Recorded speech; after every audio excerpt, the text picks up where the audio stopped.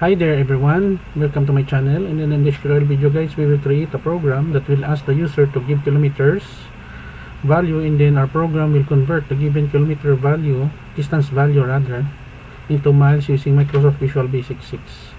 Before we continue, I would like to say thank you so much to all my viewers, silent viewers, supporters in my channel. Thank you for watching my videos.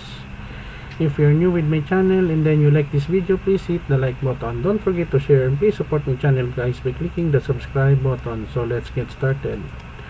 So we have here the form kilometers to miles in Visual Basic 6, and then we have text box 1 and 2, label enter distance in kilometers and miles equivalent. So we have 3 buttons: OK, clear, and quit.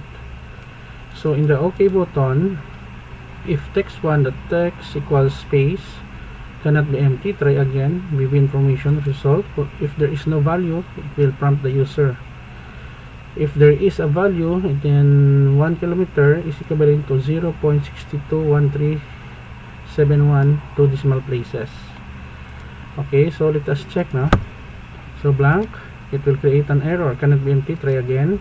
Let's say 1 kilometer is equivalent to 0.62 miles.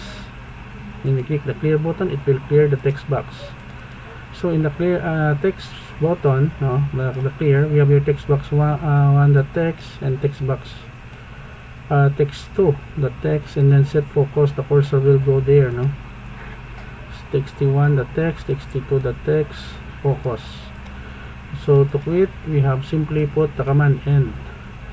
Don't worry guys, because I will put a link in the video description where you can download the complete source code for free in my 2 websites. Let us click the start button. Kilometers to miles in Visual Basic 6, enter distance in kilometers. Let's say we have 6, click OK. 6 kilometers is equivalent to 3.73 miles, clear. 56 kilometers is 34.80, clear. And then 23 kilometers is equivalent to 14.29 miles, and then we click the quit button, it will terminate.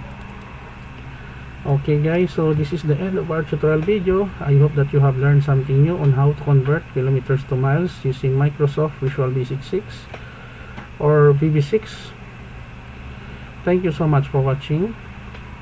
Don't forget to like, share, and please support my channel guys if you are new by clicking the subscribe button. See you in the next video tutorial guys. This is your friend Jake saying bye bye for now.